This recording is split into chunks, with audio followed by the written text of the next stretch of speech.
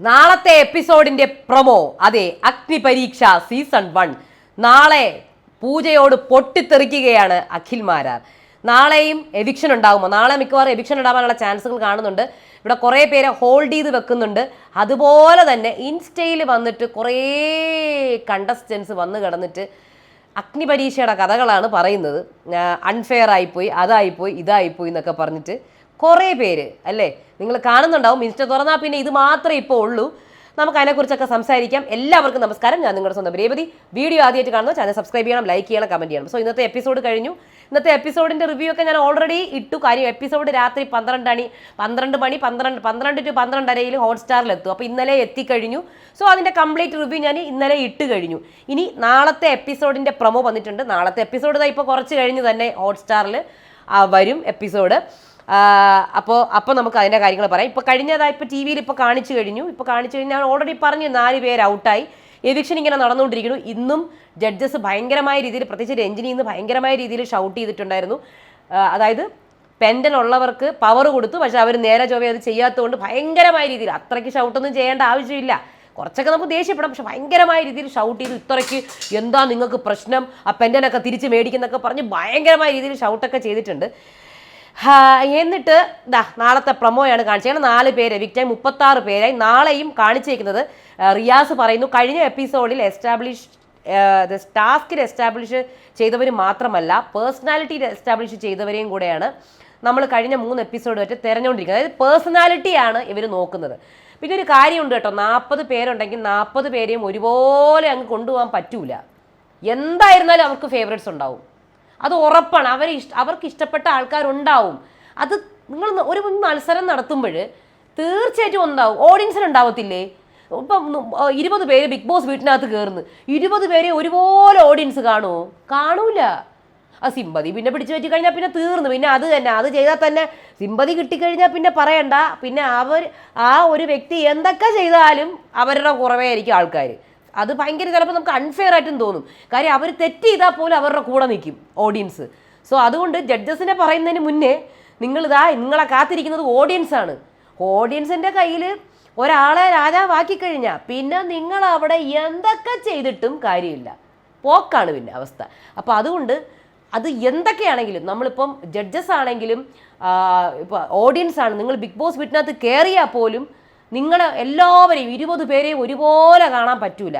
പക്ഷേ നമുക്ക് ഓരോരുത്തരുടെ ടാസ്ക് അനുസരിച്ച് പോലും, അല്ലെങ്കിൽ ഓരോരുത്തരുടെ ഗെയിം അനുസരിച്ച് പോലും നമ്മുടെ ആൾക്കാർ വിലയിരുത്തൂല. എല്ലാവരും ഇമോഷണലി ആയിരിക്കും പോകുന്നത്. അയ്യോ പാവം കണ്ടില്ലേ, അയ്യോ അവർ ലവ് കോംബോ, ഒരു കോംബോ ഇല്ലെങ്കിൽ കൂടി അപ്പുറത്തിരുന്നിട്ട് ഇങ്ങനെ മുഖം കാണിച്ചാൽ ലവ് കോംബോ ആവും.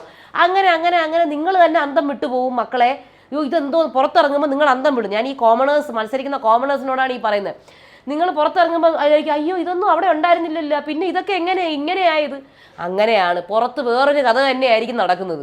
നിങ്ങൾ അകത്ത് വേറെ കാര്യങ്ങളായിരിക്കും കാണുന്നത്, പക്ഷെ പുറത്ത് ഇറങ്ങുമ്പോഴത്തേക്ക് അന്തം വിടും. അയ്യോ ഇവർ തമ്മിൽ അങ്ങനെ ഒന്നും ഇല്ലല്ലോ, പിന്നെ എന്തെന്നാണ് പുറത്ത്, അയ്യോ അവരുടെ കോംബോ ആൾക്കാർ തന്നെ, ആർമിക്കാർ തന്നെ ഉണ്ടാവും മൂടിക്കിടക്കുന്നത്. അപ്പോൾ അയ്യോ അവിടെ ഒന്നും ഉണ്ടായിരുന്നില്ലല്ലോ.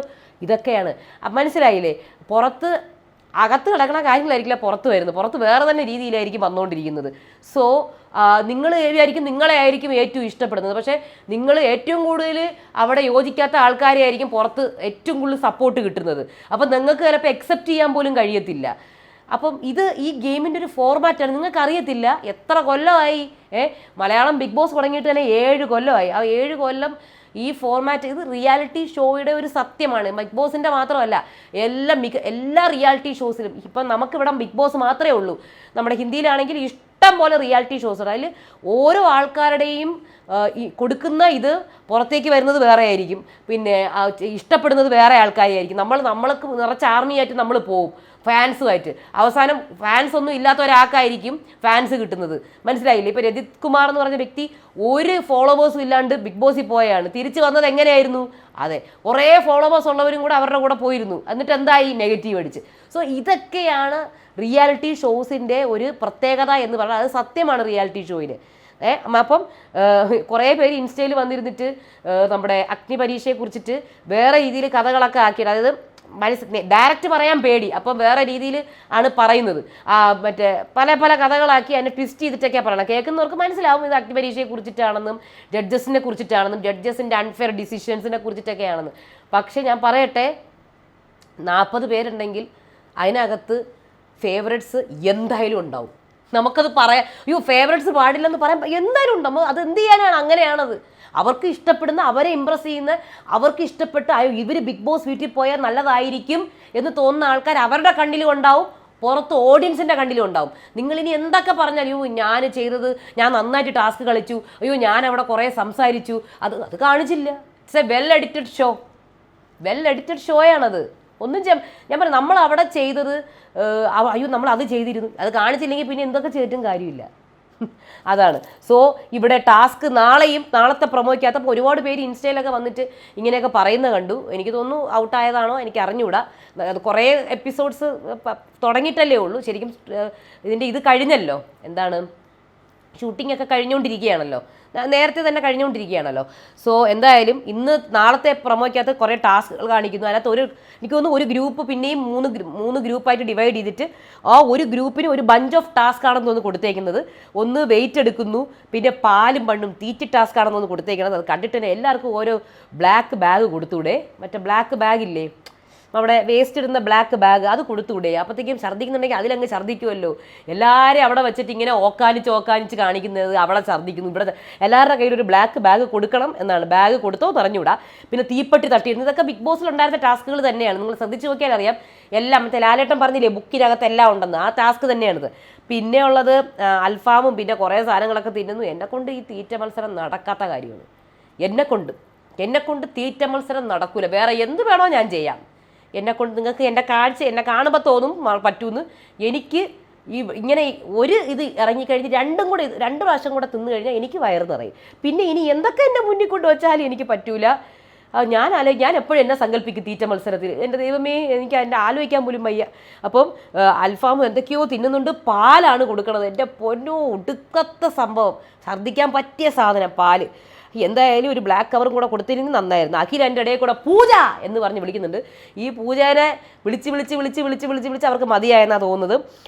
അത് കഴിഞ്ഞ ശേഷം രഞ്ജിനി എവരിബഡി കീപ് ക്വയറ്റ് എന്നൊക്കെ കിടന്ന് പറയുന്നുണ്ട്. ബൗളിനകത്ത് ബോളൊക്കെ ഉണ്ട്, ആ ടാസ്ക് ഒക്കെ ഉണ്ട്. എന്തായാലും ടാസ്ക് പെർഫോം ചെയ്യാൻ പറ്റിയില്ലെങ്കിലും നന്നായിട്ട് അവരുടെ പേഴ്സണാലിറ്റി ആൻഡ് ക്യാരക്ടർ കാണിച്ച ആൾക്കാരെയൊക്കെ അവർ നോക്കി വെച്ചിട്ടുണ്ട്. അപ്പോൾ അവരെ എന്തായാലും ഇവർ ഡേഞ്ചർ സോണിൽ ഇടത്തില്ല. അവരെ ഒന്നെങ്കിൽ ഹോൾഡിലിടും അല്ലെങ്കിൽ സേഫ് സോണിലിടും. ബാക്കിയുള്ളവരെ ആയിരിക്കും ഡേഞ്ചറിലിടാൻ പോണത്. അപ്പോൾ ശ്യാമിനെ ഹോൾഡിലിടാനാണ് തോന്നുന്നത് പ്രൊമോയിൽ കാണിച്ചിരിക്കുന്നത്. അപ്പോൾ ഇത്രയും കാര്യങ്ങളാണ് ഇന്നത്തെയും ഉള്ളത്. ഇൻസ്റ്റയിൽ നടക്കുന്ന കാര്യം ഞാൻ പറഞ്ഞില്ലേ മക്കളെ, നിങ്ങളൊക്കെ വന്ന് കിടന്നിട്ട് പറഞ്ഞിട്ട് ഒരു കാര്യവുമില്ല. It's A reality show. Reality ഷോയിൽ നിങ്ങൾക്ക് കഷ്ടപ്പെട്ടു, നിങ്ങളായിട്ടുള്ള ചെയ്തു, നിങ്ങളായിട്ടുള്ള സംഭാവനകൾ കൊടുത്തു. നിങ്ങൾക്ക് ആ ഒരു സാറ്റിസ്ഫാക്ഷൻ ഉണ്ടെങ്കിൽ നിങ്ങൾ അതുകൊണ്ട് ഇതാകുക. അല്ലാണ്ട് വേറെ എന്താ ഞാൻ പറയേണ്ടത്? ബിക്കോസ് ഞാൻ പറഞ്ഞില്ലേ ഒരു 40 പേരുണ്ട്, 40 പേരെ ഒരേപോലെ അങ്ങ് കൊണ്ടുപോകാൻ പറ്റുമോ? പറ്റത്തില്ല. എന്തായാലും ഫേവറേറ്റ്സ് ഉണ്ടാവും. ഇനി നിങ്ങൾ ബിഗ് ബോസ് വീട്ടിൽ കയറിയാലും ഇതുപോലെ തന്നെ ഇതിൻ്റെ അപ്പുറമായിരിക്കും. നിങ്ങൾ പുറത്തിറങ്ങുമ്പോൾ ഞെട്ടും, അയ്യോ എന്നെ ആയിരുന്നല്ലോ, ഞാൻ വിചാരിച്ചു ഞാൻ പാവമായിരിക്കും. പുറത്തെത്തുമ്പോൾ നിങ്ങൾ വില്ലത്തിയായിരിക്കും. നിങ്ങൾ പാവം മനസ്സാ വാച കർമ്മണ അറിയാത്ത കാര്യമായിരിക്കും നിങ്ങളുടെ തലയിൽ കെട്ടി വെച്ചേക്കുന്നത്. സത്യം. ഇറങ്ങി വന്ന ആൾക്കാരുടെ കാര്യങ്ങൾ നേരിട്ട് കേട്ട ആരാണ് ഞാൻ. അതുകൊണ്ടാണ് പറയുന്നത്. പുറത്തിറങ്ങി വരുമ്പോഴത്തേക്കും നിങ്ങൾ ഞെട്ടും, അയ്യോ ഞാൻ അങ്ങനെയൊന്നും ആയിരുന്നില്ലല്ലോ, ഞാൻ അവിടെ കുറേ സംസാരിച്ചതാണല്ലോ, ഇതൊന്നും കാണിച്ചില്ലേ? ഇല്ല, കാണിച്ചില്ല. നിങ്ങൾ ആരായിരുന്നു? നിങ്ങളെ നമ്മളവിടെ കണ്ടിട്ടില്ലല്ലോ. നിങ്ങൾ വെറും ഒന്നും ഉണ്ടായിരുന്നില്ലല്ലോ. നിങ്ങൾ അവിടെ വർത്താനം വാ പോലും തുറന്നിട്ടില്ലല്ലോ. അയ്യോ ഞാൻ വാ തുറന്നായിരുന്നു. ഇല്ല, നിങ്ങൾ വാ തുറന്നിട്ടില്ല. അയ്യേ നിങ്ങൾ വെറുതെ അവിടെ മാറിയിരുന്നു. നിങ്ങളെ കാണിച്ചില്ല, നിങ്ങൾ വാ തുറന്നിട്ടുണ്ടാവാം, ഞാൻ പറഞ്ഞില്ലേ. അപ്പോൾ അതുകൊണ്ട് പറഞ്ഞിട്ടൊരു കാര്യമില്ല. കാര്യം ചിലപ്പോൾ കുറേ കഴിയുമ്പോൾ ആരും വിശ്വസിക്കാൻ പോലുമില്ല, കാര്യം കാണിച്ചിട്ടില്ലല്ലോ. സോ ഇതൊക്കെയാണ് സംഭവം. അപ്പോൾ അടുത്ത വീഡിയോ വരാം. അതുവരേക്കും ബായ്.